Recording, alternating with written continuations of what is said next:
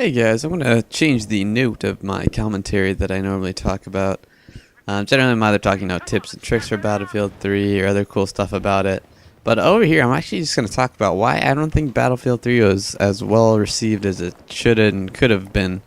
Now over here, I'm just kind of generic gameplay over here. I gotta say, I rediscovered some of the bolt action sniper rifles, and I'm starting to enjoy them a lot more. And I'm probably going to do a video about that soon. But back to the point at hand. Let me pull this mic away from myself. Yeah, I'm still using like the Rock Band mics. I'm getting the hang of this guy. Obviously, it's not attached to my face, fortunately. But anyway, the big thing I think that happened is that Battlefield 3 wasn't as well received because everyone's like, oh yeah, Modern Warfare 3 is going to be the greatest game ever. Modern Warfare 3 comes out, clearly not the greatest game ever.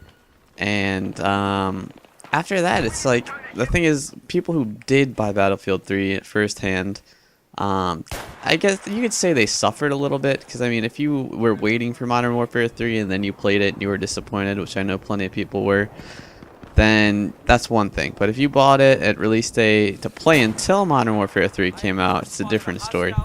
Now, some of the big issues that I wish that EA would fix somehow in the future, if there's a Battlefield 4, is number one, the squad system. The squad system is so poorly designed. Half the time you can never get into the game with your teammates. And if you want to play with more than 4 people, it makes it even more difficult because to find, an open lobby that will let you put 8 people on the same team. I mean, even, getting 5 or 6 in can be a stretch, and to keep them on the same team for multiple games. So, number one thing would be get rid of the squad system. Number two would be put in the main menu, please, because I like that the games do come one after the other, but give me a menu between games to quit and pick a different game type or pick up friends. Don't make me have to quit after the game loads, in the middle of a game, or dashboard to do it. It just seems a little bit ridiculous.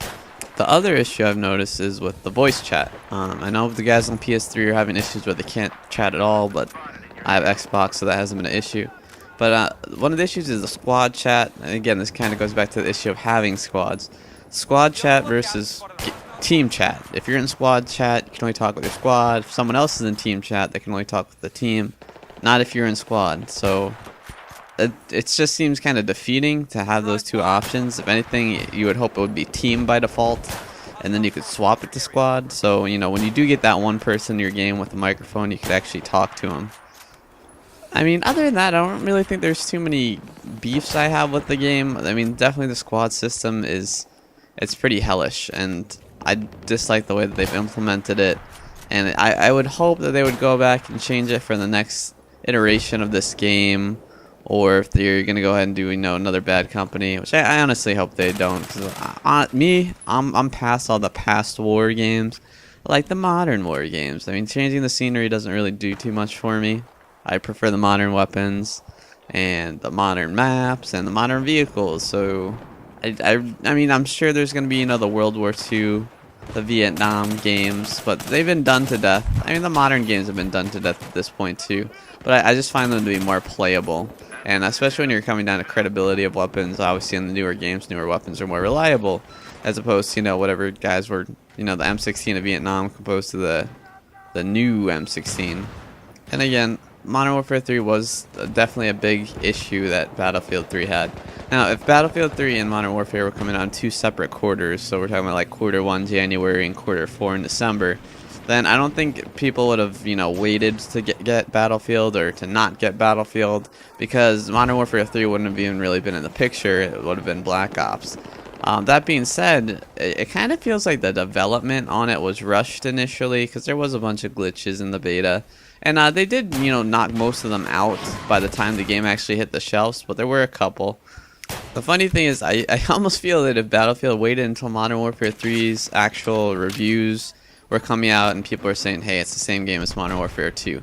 I feel like if the game came out after, so if it came out maybe like late November or December, then people, probably actually December or January, really. I mean, people would have bought the crap out of this game because, I mean, they would have picked up Modern Warfare 3 with no anticipation for Battlefield, played it, heard it was garbage, and then people would probably just get Battlefield 3 because they're so miserable with it. and it might have changed things up a bit, but you know, overall I'm happy I bought it when I bought it. I got it maybe a couple days after release date, just because honestly I wasn't even planning to buy Battlefield 3, but then the beta came out, and let's not lie, the beta was actually pretty much trash, but I was really intrigued by it, and so I said, hey, you're gonna buy the actual game, and I've not regretted that purchase yet. And I mean, overall gameplay here, if you're actually paying attention to it, apologize for any redundant sniping. I've been working on another montage, but it just has not been going well. For whatever reason, my recorder it's been moody lately. It's PMSing all over the place, and it's giving me some clips that I don't want, and then all the really good clips seem to be melting into the oblivion of technological digital stuff. But you know, hopefully I'll get a couple of videos I have working on finished. I got 2 montages working on. I mean, they might not be the greatest things ever, but just something that I'm doing for fun right now. Yeah, but still look forward to a couple new videos coming out. I mean, when I do actually successfully get the clips that I want or the full videos that I want, I do go ahead and do my commentaries over them. But you know, if I lose them, it just means that there might be no videos this week or next week or whatever week that the recording is failing on. And then if I need to, I'll do a makeshift one just so we have something to watch. But I'm planning to do something on sniping probably. I don't know if it's going to be a tutorial or just tips and tricks. But if you want, please leave in the comment box what you think the best sniper rifle in the game is.